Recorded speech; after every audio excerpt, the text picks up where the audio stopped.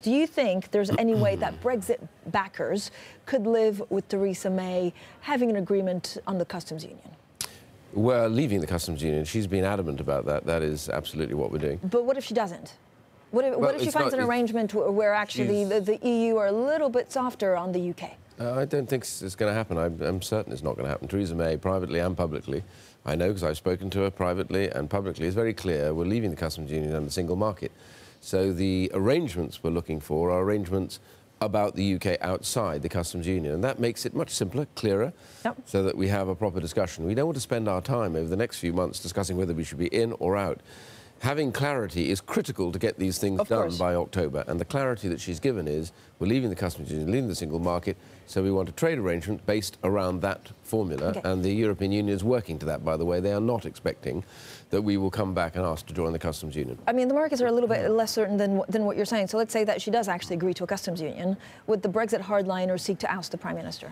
The party would split dramatically if that was the case. That is just my estimation of it, because it was always clear at the time of the referendum. You've got to remember, and it'd be interesting if the people that watch this programme just remind themselves what the government at the time said and all the Remain campaign. If you vote to leave, you must leave the customs union and the single market. It seems to me there'd be no point in voting to leave if you didn't do those things. You might as well be in. You have the worst of all worlds. If you don't leave the customs union, you get things done to you rather than having any say over it. So we're going to leave that, but that's why it needs to have a very clear idea about a trade arrangement, and that's really the whole point about the next 6 or 7 months. If the party splits, what would that look like? So it's a leadership challenge to Theresa May with a Brexit hardliner trying to become Prime Minister. No, I don't believe that's going to happen because... No, but in case there's a customs union agreement. I think we can go on discussing the customs union, but if you don't mind me saying so to all those people listening, stop doing that, because we're not going to be in the customs union. You know, the government is clear about that. The Chancellor, the Prime Minister, the party.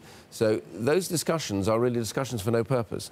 The thing we should be discussing is what kind of arrangement will the UK have with the EU when we leave? And I think that's the key element to get to, and that's exactly where those negotiations have to be now.